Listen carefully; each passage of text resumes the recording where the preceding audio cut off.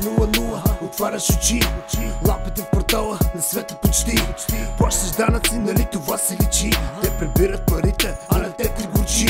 Въртят те на шиш, ама за ния бакшиш. Те гледа в ръцете, сякаш още му дължиш. Стягаш обувките, реша ще вървиш. Заеби ги, щом още на краката си стоиш и броиш.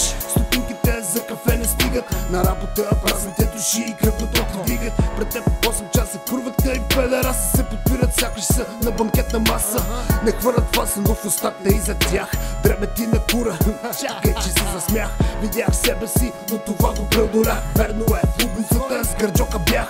Дали това беше грях или някакъв срам брах? Не ме е бе, нали съм тука, това се постарах. Не спрях тока в мене, сега съм на режим, редене без пестене. На припев не държим, няма много време. Така ще продължим с беги шибаната слава. Какво ли става? Броят се на пръсти, хонорарите тлъсти, плюс герливите ризи на копалетата мръсни.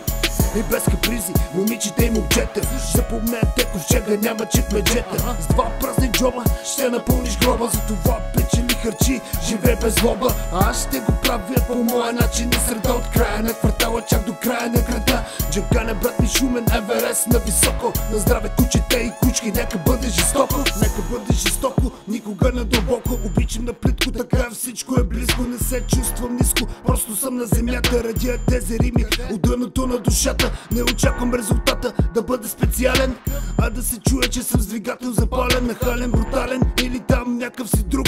Ако ще буклук, за сега съм до тук. И още нещо. Това, че съм мълчалив, не значи, че съм кирпеден. Просто мисля като всички, само за мен. Джанкана, Еверест шумен.